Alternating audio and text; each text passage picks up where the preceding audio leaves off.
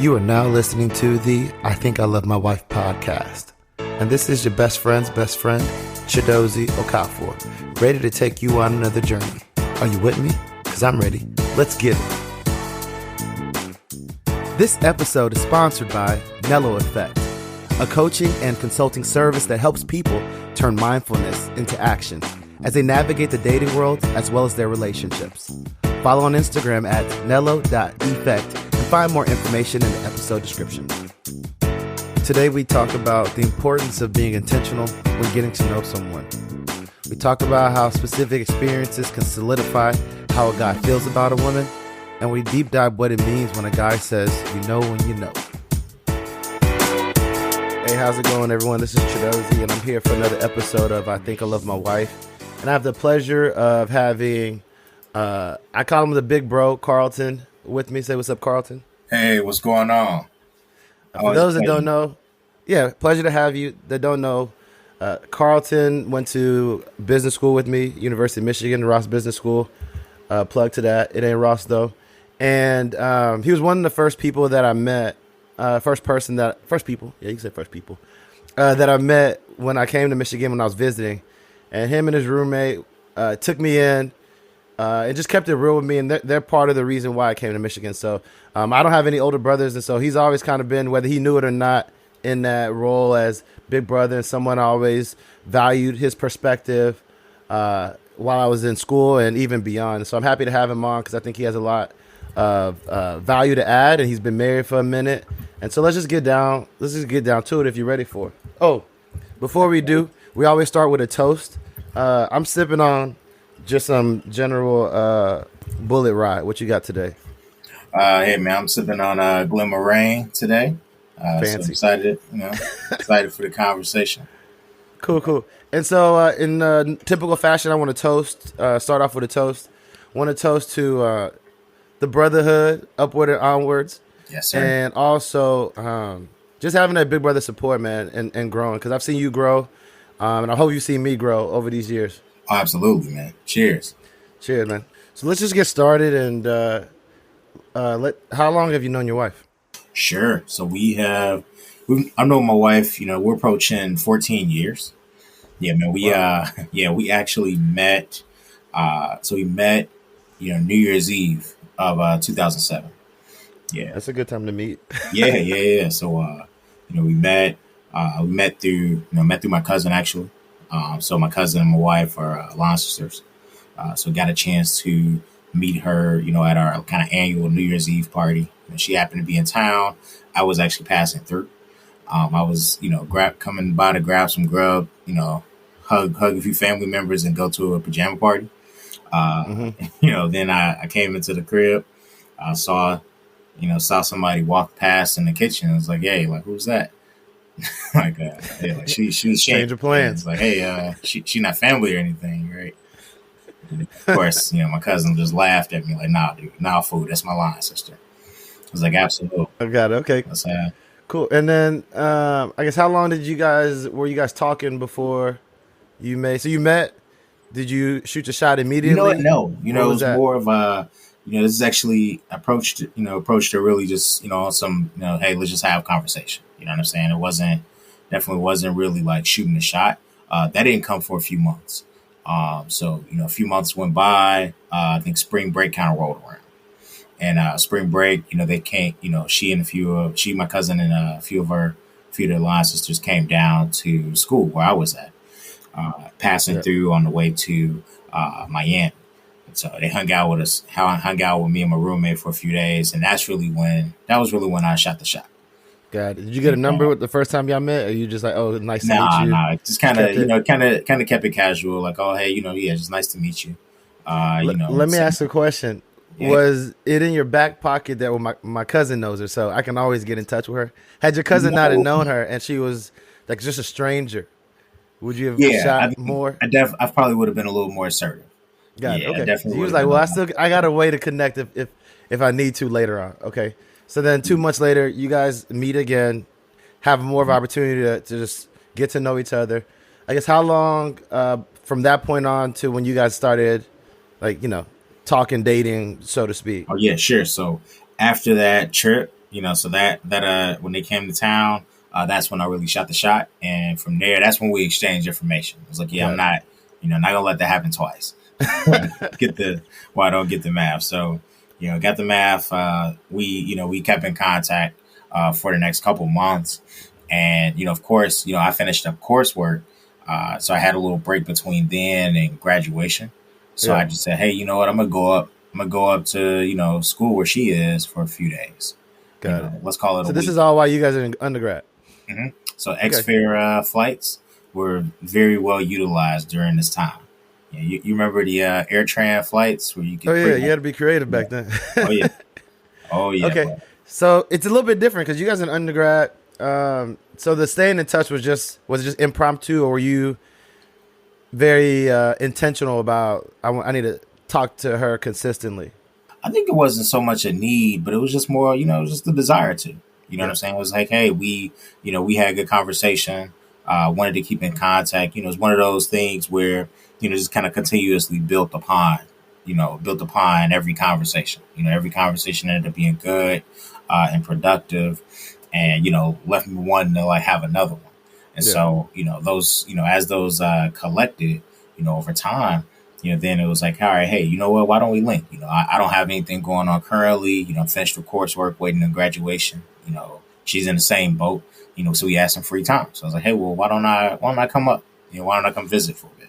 no, that makes a lot of sense to me. And I know we're supposed to go through just the contextual questions. We will, but Mhm. I want to break it up because you said something that, as a single guy, not in college, so I'm in, the thick of it, into the thick of it. I'm Yeah, in it thick, and there's a jungle out there. You said something that resonated because you said every conversation left me wanting to know more, yeah, and then you took the initiative to say, "I want to see you. How do I make it work?" Or you figured out how to 100%, make it work, right? And I 100%. think, and I'd love to get your take on it because I'm sure you have single friends and you hear stories. But I think in this dating age, it feels like from a man's perspective that the woman is waiting on the guy to do, not I want to say everything, but to do everything in the engagement part of it. Whereas if there's not like a reciprocation, like the guy has to want you outside of your looks.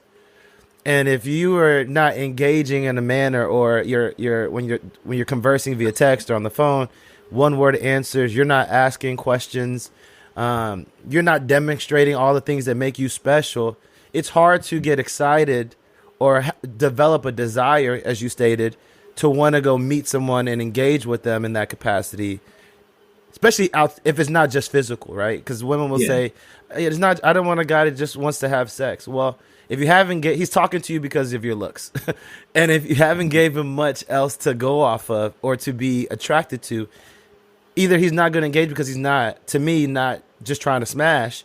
Mhm. So how do what are your thoughts to that? Because I Yeah. find it more rare that, my first few conversations with women, it feels like an interview. It feels like this. I'm driving versus a more, man, I'm learning about her and I want to know more. Nah, for sure. I think so. There's a few. I think that's definitely a complex issue, right?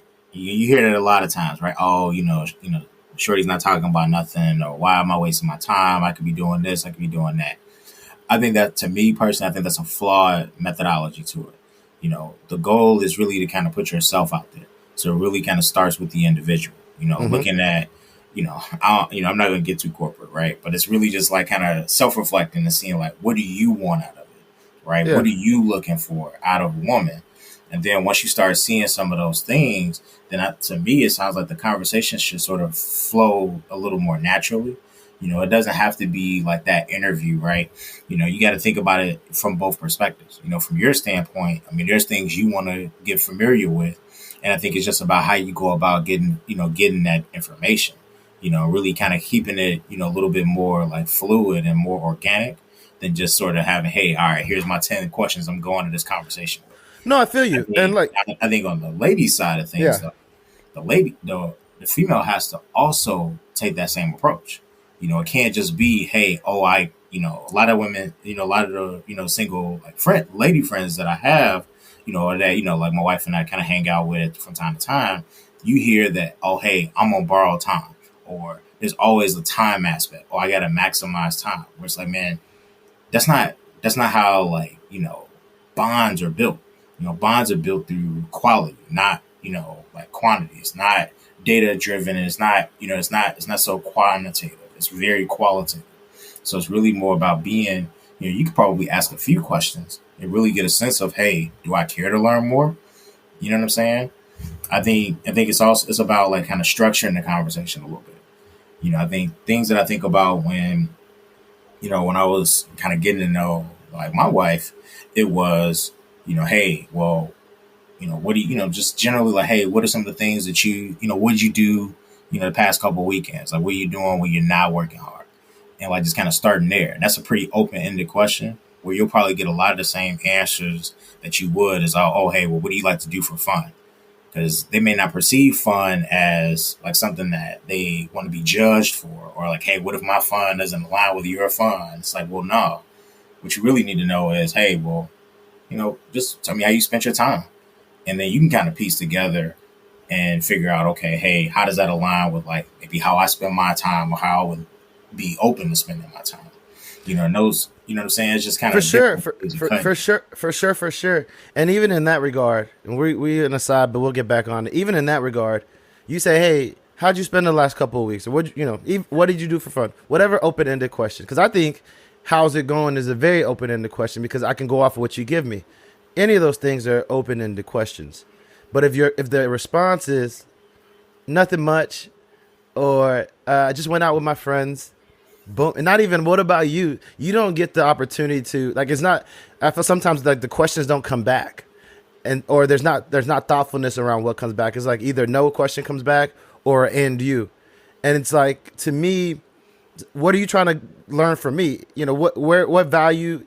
Like, we're both in this to learn, to see if this is a fit. So when you're not asking questions, and so all the questions are then one way, me asking that person, one, it doesn't feel organic, and two, it's like, well, why are we talking if you don't care to learn nothing about, me? So I think I get that. I totally can resonate with that. I would think about it differently. This is the area where you actually get to be a little selfish. Okay. So from my standpoint, I look at it as like, all right, hey, what do yeah, hey, she may, the female you're talking to may, be more comfortable and like start showing those behaviors that you're looking for. But from your end, it's like, hey, look, you just put yourself out there. Hey, look, here's what I'm about. Hey, here's what here's some of these things. I'm going to engage. I'm going to do my part. And if you don't get that, it's not feeling slighted by that, because what they're doing is, whether they give you that input or they don't give it to you, they're answering questions for you, even without directly answering. Right. So like, you're already getting the closure you're going to need to see, okay, hey, do I want to expand on this? Do I want to keep pursuing? You're going to know those things based on how they respond, whether they respond exactly the way you like or whether they don't. So don't look at it as like, oh, well, hey, I'm giving all of this and this person isn't giving. It's like, hey, well, look, I gave, these are the things I wanted to know. I may have gotten something back, I may not have, but at any rate, hey, I can sleep at night knowing that, hey, I at least, did my part to try to cultivate the conversation. If you didn't, then hey, no harm, no foul. No, that's fair. No, very true. And I don't know that I look at it like a slighted thing. I just think I find it, I think I find it difficult when I see women saying like, oh, I can't find anybody, or there's the level of expectation of what a man should lean in with. And I'm 100% with you. Like, you should do it for you, and you should lean in whatever way is authentic to you. However, if we're both on this course to say, hey, we have to show something, like, for a guy to really, you tell me if I'm wrong, I think there's always gonna have to be a level of physical attraction. But for a guy to really like go in the way that women want a guy to go in and not do for them, but just to pursue, right? There has to be more of the person that he knows about to yearn outside of, the physical and sex. And so I guess that was my point. Like, if you want those behaviors from men, there has to be more of yourself that you give so he gets to know it. Because if he doesn't get to know it, then he's just going to be like, meh, it is, you're just the next person. There's not that much of a desire to like pursue, because I don't know you other than the next chick that I think is attractive. I think though, but then you start, so like, I think it's that it sounds weird to say it, but it's like the balance of like just the general attraction versus like, oh hey, I'm trying to smash shorty. You know what I'm saying? Yeah. I think like when I think about like let's say like when I met my wife, I didn't immediately jump to like, oh damn, all right, man, hey, I'm trying to smash. Like it wasn't I didn't get to that level immediately. Whereas, just like I do, hey, you sometimes gonna see something where it's like, oh, all right, my This is mind's all it somewhere. is. This It is was all it like, well, is. hey, I'm trying to meet her. Like, let me see what she about. So, and I think True. that's a very different experience. And That's what I I'm think, saying. I think from the female standpoint, they're probably giving a lot of that feedback because they feel like too many guys just jump right there versus like having that feeling like I just talked about. But the other side of that is everybody not gonna get that feeling. Like you Yeah. can, we can man, shit. What? I mean, I've shot my shot and been turned down a number of times. That's You know the what I'm life, saying? bro. That's the Right. life of a man. Like it's not like everybody ain't meant for everybody, and everybody Exactly. not gonna give the same energy to everyone either. So it's just being comfortable with that. And if you're comfortable with that, knowing like, hey, all right, there's a possibility this might not work, and I'm gonna just keep, I'm gonna keep putting my shot up, you know, until I find that person. Then I think you have a much more realistic, approach to things. No, exactly agree. And in that example with your wife, let's say, you there was an attraction there when you first met her, and Yeah. then they come back, right? If she wasn't in those conversations that you guys stayed in touch with, if she wasn't, I would say, as forthcoming with information about herself and probably inquiring about you, I'm sure there would have been less of a desire when she came to like see what's up. That's facts. I think the other thing that I guess I didn't mention, just because I just think about it from my vantage point. I mean, like if you ask my wife, she would say she was interested too. Yeah, Like, it was like we had the same. We just happened to have like same the level of same interest. reaction, right? Yeah, So it yeah. worked. So it was like like that made things much easier. Like it was like, all right, well, conversation is gonna be free flowing. It's not gonna feel like an arduous task to do it. You know what I'm saying? Yeah, and that's the Think key. that Like helped. I think as I think as a guy, when a woman is not interested or doesn't have not where you at in terms of like curiosity to see where it can go. Mm-hmm. And so hey, cut your Right. losses. If you're not like you said, if you're not getting the energy that you feel you deserve, you put forth the valiant effort. Hey, on to the next one. But I do think there are women that are naturally interested, but to some of the things that you mentioned before, maybe they're trying to protect themselves. There have been people that have taken advantage of it before. They're not as they're not leaning in because they don't want to be as vested. We as men, we kind of know like if you're shooting at quality and above your level at your level, you're not gonna get everything you shoot at. And I think with women, and we talked about this before with another guy, is that they're not used to that, and so that let's call it rejection or a man not appeasing to like the response that they want hits different. Where Yeah. like we may shrug it off, right? All True. right, next one. It hits different because they're not used More to that. So emotional. yeah, It's more of an emotional creature than we yeah, are and in some so instances. Yeah. they're tied to like, wow, that really stung. That I put myself out there. I was showing who I am, and I didn't get the feedback or the response that I wanted. I don't know if I want to do that again because that didn't feel good. Where a guy's like, I can't even. Yeah, it didn't feel good. We're all human, but I can't let that stop me from shooting again. Right. And so then, Yeah. you're dealing with people that are in their, late 20s, 30s. They've dealt with enough where now it's like, I think a lot of it's like, I'm trying to move into the space of love and playing defense. And I feel like no one wins playing all defense. There's a level of risk you have to assert and take in any of these situations. And a heartbreak, and even when everything is good, I think Yeah. sucks. Like it's a possibility. So I mean, I think you hit the nail on the head to me. I mean, I think about a saying like I'm a football guy, right? So like defense wins games, offense wins championships. It's like like Hmm. you can get through that conversation unscathed. You know what I'm saying? If you protect your heart, but I mean, to your point, are you really getting to where you want to be? Is that Yeah. really keeping yourself open? But leaning on offense a lot that can put you at the bottom of the pack at times. So Yeah, I definitely understand that. yeah, exactly. And so that was an aside, but aside just to really highlight. I hope I did the 2 points that you made in the conversation of you getting to the point of more seriousness with your wife. One, she was doing things that made you more curious, and you started to desire her or desire to learn more about her. And then two, that in turn made you more proactive about creating opportunities for you guys to spend time together.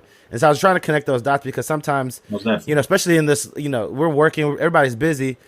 You hear, I just want to go on a date. Just take me out. Just take me out. Just take me out. And it's like, well, what are we going out for? It's easy to say that, one, when you're not spending money on that. And two, if I haven't gotten enough information that like, well, now I see you as desirable, I want to know more. Why am I look at it as an investment. Why am I investing in that? Like I'd rather go, hey, you in town, I'd rather spend that money. It's not even about money at that point.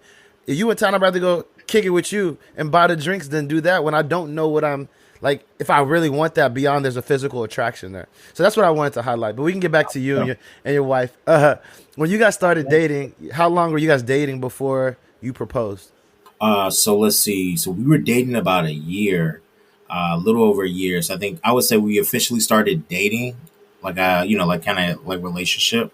Like let's say like a couple months after they came for you know what I mean, for spring break. Okay. And then flash forward, we really it took me a year. A year later, I was on bended knee. Wow. I think if I think about like why I was there, I think a couple things added to that. One of course was the vibe. Between me and my wife, of course.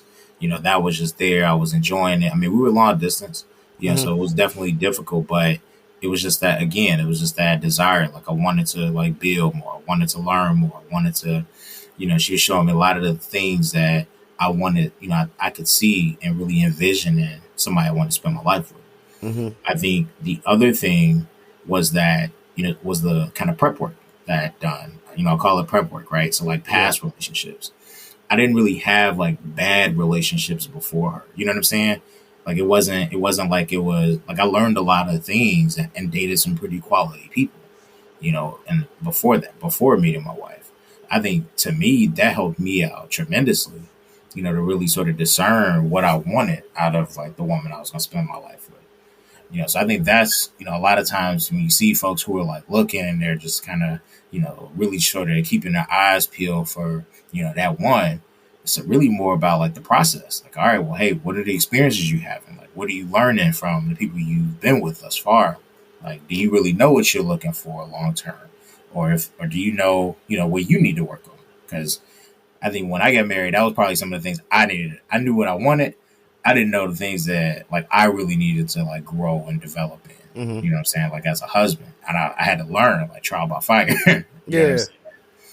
And that's the journey. And we'll touch into that. I want to get through some of these questions real quick, but I definitely want to come back to that. And so you guys, a few months went by after the spring break trip. A year later, you proposed. And then you guys have been married for how long? That's 14 years knowing each other, but how long have you been married? So been married for, let's see, September 11, 2010. So 11 years. 11 years. How long were you guys engaged? Let's see. We were engaged for a little over a year. So I'd say about 10, 14 months, I say. Okay. No, that makes sense. And so what do you do for a living? Sure. So I'm a managing director. So I help run a tech talent company. Okay. And what about your wife? She's involved in information systems on the HR side of things. So she works at an investment bank. And then one of the things I like to help people give context for is I think what you see growing up and the environment you live in informs how you see relationships and how you've experienced it. And so what was your parents' marital status like growing up and to date? Parents are married. But they had some patches looking at like my home environment. I mean, my mom was like our breadwinner. So, I think when I looked at like a wife and one, things like that, I wasn't necessarily looking for the breadwinner in the household by any means. I mean, if you were, that's cool, but I wasn't looking for that. I saw my mom being a breadwinner, and that motivated me to really want to build something with someone and be like like that avid contributor from a providing standpoint. And my dad, like he was, kind of the type, he worked a lot of odd jobs, things like that. But he was around. So it was also like, hey, like that presence, even if, hey, okay, I don't, there may be some things you may miss on, there's some things you may do well, but you know, he's around. So like they had, the presence was there. And I think to me, that's like that, that's like the table stakes. You got to have that's important. Yeah. And then what about your wife's parents? Like what was the marital status for them growing up, for her growing up? Sure. So my wife's parents, they were divorced. They divorced kind of at a young age for her. But again, we talked a little bit about like kind of the, the presence. Her dad was very present in her life, man. Great, very deep connection that like she had with her father. She grew up like kind of predominantly with her mom, but like her mom and dad like co-parented very well. Got it. The connection, the relationship, they were marriage didn't change the bond. Right. Yeah. The divorce didn't change the bond, I should say. Yeah. Yeah, absolutely. And then children-wise, I guess before children, siblings. What was your sibling situation like in your wife's sibling situation? Sure. So that one was interesting. So I was I'm the oldest of two. So about 5.5 year age gap between my brother and I. And then on my wife's side, my wife has a number of siblings. And she actually, the next closest sibling to her is about 17 years difference in age. Older or younger? She was the baby. Yeah, so she's the baby. So she kind of grew up as an only child, in a sense, and you grew up in a situation where there's no girls really. It was just you and your brother, And I think all those things shape us, right? When we have those things growing up, and then children-wise, what's that look like for you? I know the answer, but for the people. So so we have two boys, so like 11 and 5. So about the same distance that my brother and I were, kind of that 5.5 year point. So it's basically pretty similar experience that, I had kind of in my household. Yeah. And I think you had a good age too, where like they're pretty self-sufficient, not, in terms of where they previously were, where you had to be on them. You could tell them to go do something and you expect it to be done type of age for the most part. Yeah. It's like, it's different experiences. That's how I describe it. Right. Cause it's like, you got that 0 to 5 where you kind of, hand holding them, you sort of like helping them out, teaching, basically teaching them how to live and whatnot. And then they become more self-sufficient, but then they start getting more active too. So like now, I've gone from like, all right, changing diapers and like, all of this, like, extensive time commitment in the house. And now it's like, hey, now I'm an Uber driver. You know what I'm saying? Like now I'm the chauffeur. Now we got to get to this. We got to go do that. We got to make sure that, this activity is, we're ready for that. Yeah. So definitely their schedule becomes your calendar. Oh yeah, for sure. Cool. Well, I want to get to some of the things you said earlier around, I think we were talking about how the process and how quick it was. And I say quick because I think in this day and age, most people say that was fast. And I don't mean fast in a negative way, just quicker than what people are traditionally used to or seeing now. And I've always said that I think I would say, and you correct me if I'm wrong, it's safe to assume that a lot of the things that you were looking for and that you felt were important, you recognized early in your partner. That's correct. Yeah. So I think, things, I guess, specific things that I really appreciated, definitely the family situation. Families were fairly similar, in terms of just the vibe that I got. I mean, I remember when I first met, her family, it was actually at graduation. So I told you that we spent, went up, kind of spent some time before my graduation. Well, her graduation was the week before. So like I came up, visited for like a weekend, and then it was like let's call it senior week essentially. Yeah. But, I didn't have class. So I was just kind of like, all right, well, I'm gonna hang out. I'm gonna hang out here then. I'm gonna come kick it with you. So I hung out for a bit. Actually went back to school for a couple of days and then came back up for her graduation. And that's where I got a chance to meet, her mom, her dad. You was thrown in it. yeah, extended family. You know what I'm saying? Yeah. And the vibe I got from them was just that level of togetherness, the bond that like, hey, there's a lot of love here. They bicker like any other good family will. And I was accepted. You know what I'm saying? So it just made me feel comfortable. And then actually the next week she came to my graduation. And so she met my family like the next week. So there was a lot of like, good boxes checked, from my end and in a short period of time. But I think it was just based on like where we were in the experience. Yeah. And I think that happening quickly. I think there's people you see and there's a attraction. You hope, and I say this in terms of, you hope it's reciprocated. There's a reciprocal attraction that you have, and then from the things you're looking for, there's also a high level of parity in terms of checking those boxes. And Yeah. in those situations, I think it's quick because women will say, "Oh, if he knows, he knows." A Hmm. guy knows when he knows, and I think that's true. When a guy Oh, knows, he that's knows. facts. That's exactly. I was just. It's funny you say that. I was just talking. My wife and I were just talking about that, like maybe 2 nights ago. Yeah, Where it's like, like I said that very thing. Like I didn't need like this like checklist of things that I had to go off of. It was like, nah, like there were just a few critical things that really stood out to me, and that's where I felt good. I was like, hey, okay, I'm about it. This is it. for sure. And so I was trying to explain it to some friends because that I think that's a true statement, but that doesn't necessarily mean that is indicative of it being an instant knowing. Like it doesn't happen from jump. Well, yours might have been given your situation and given the circumstances that played out. You got all that in a more condensed period of time, where it may take a guy a longer period of time. And when he knows it, he knows it.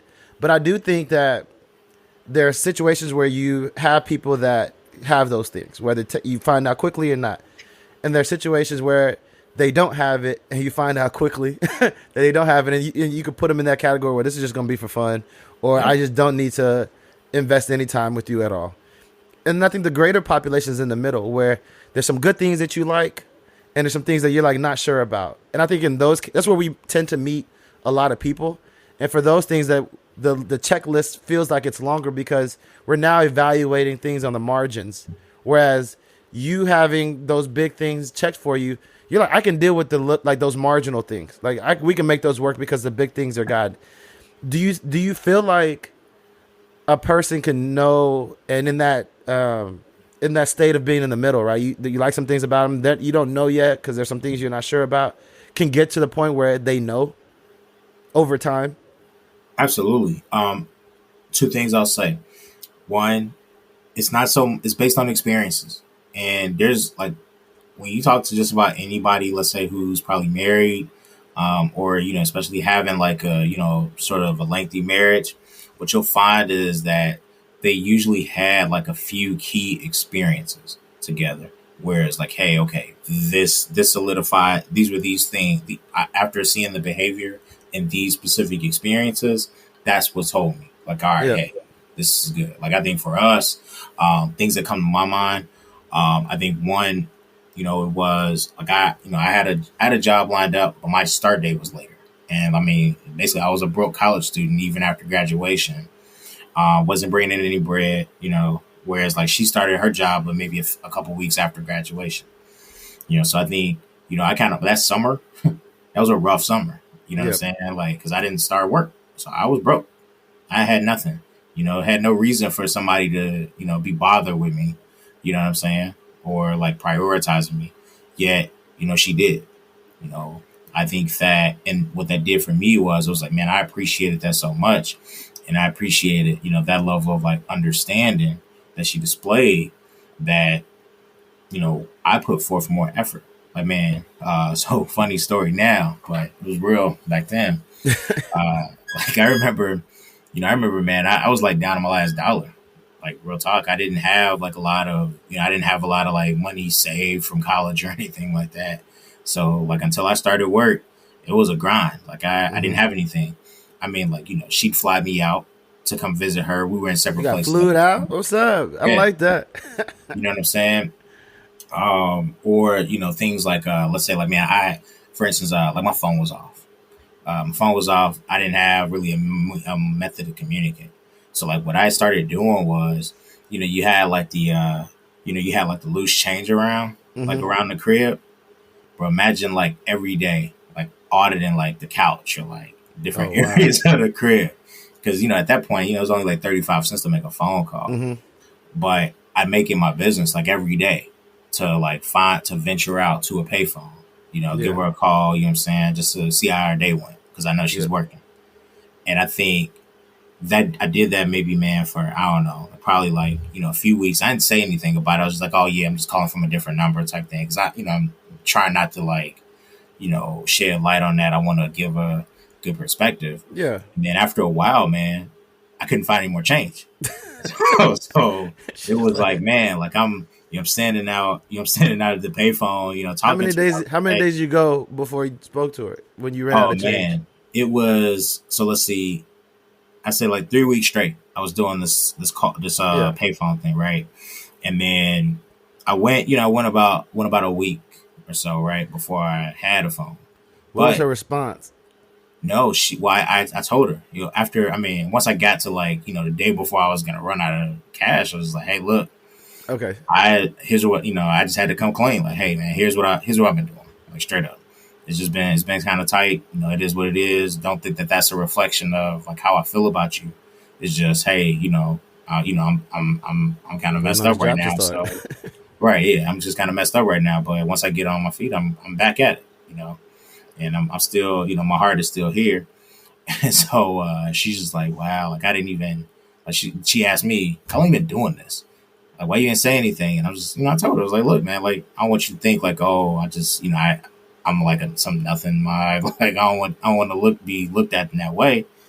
And I wanted to make sure you knew that, like, I was definitely still like about it. Like I was still about, being there and checking on you. So I get a package like maybe a week later. She happened to work for like a telecom company. So I get a package like maybe about a week later, and it's a phone. And so I look at the phone, and it's got this note like basically like hey, give me a call when you get this. And I'm just like, damn, like I wouldn't have expected that. Basically, she bought me a phone to use until like I got mine back on, like until I started working. And I'm just like, damn, like this is like I would have never expected anybody, like especially not somebody I'm dating, to do that for me. Like I was prideful in that. That's still pretty early on. Yeah, well. And it was early on. I'm just thinking like, damn, like she thinks enough of me to do something like that. Not only that, but like she's not just buying it so I can like talk to her. But she's like, well, I know you need a phone. Yeah. Like I know you probably like I didn't talk to my mom. Yeah, I wouldn't talk to my mom during this time either. So I think it was that set differently for me. You know what I'm saying? And I think it's important. I think it's those type of things. I don't think she did it like you said. Oh, I'm doing it so you call me when I the to the frequency that I want you to. It's like I see that you are in a situation. I want to help alleviate that.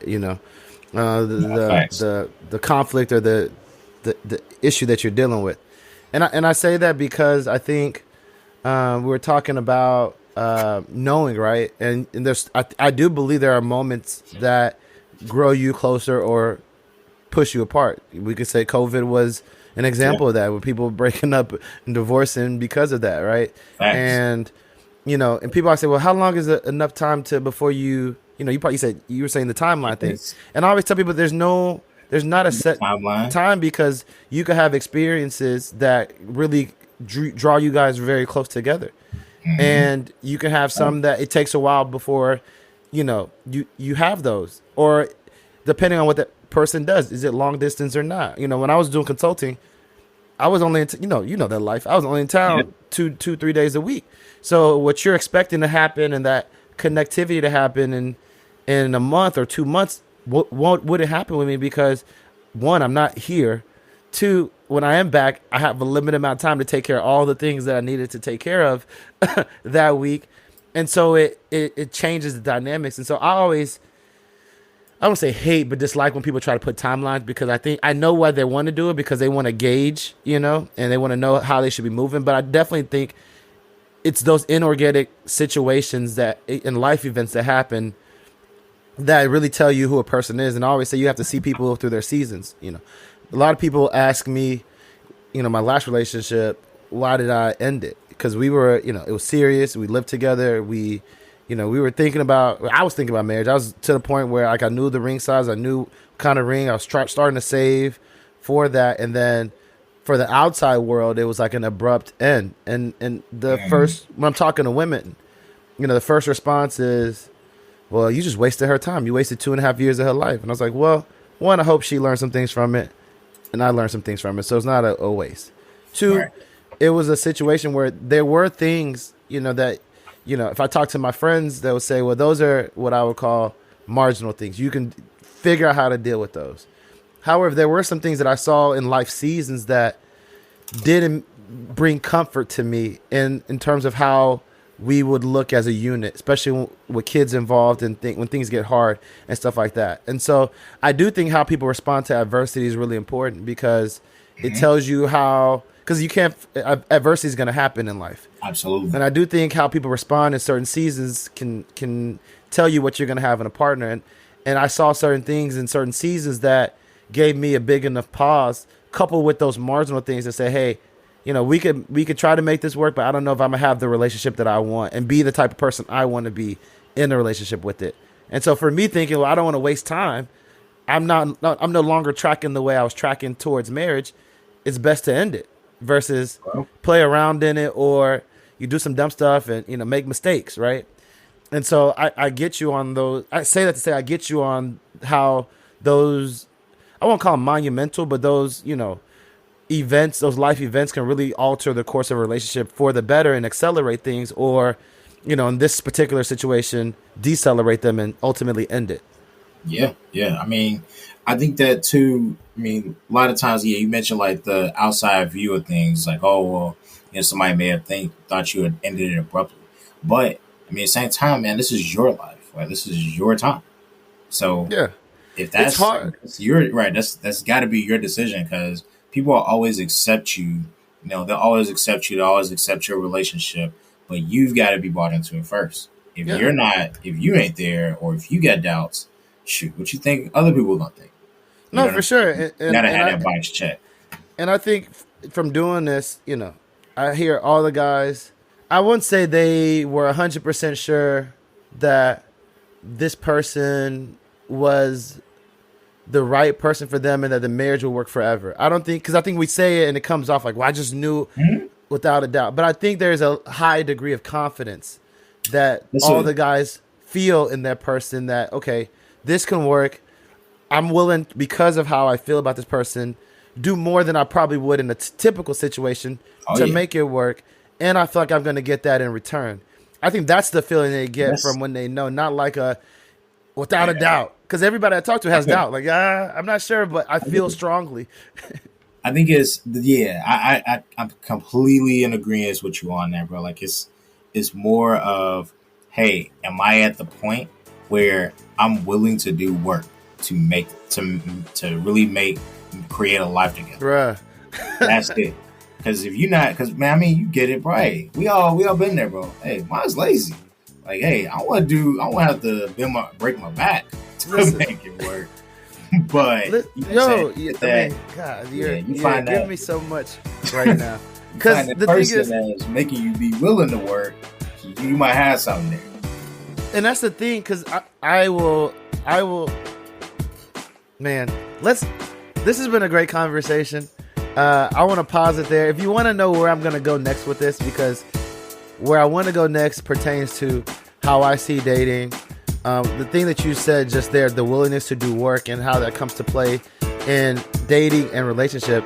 Tune in for the next episode. I'm going to have Carlton stay with us, and we're going to continue talking about it. In the meantime, if you enjoyed this episode, make sure you subscribe to the podcast and share it with a friend.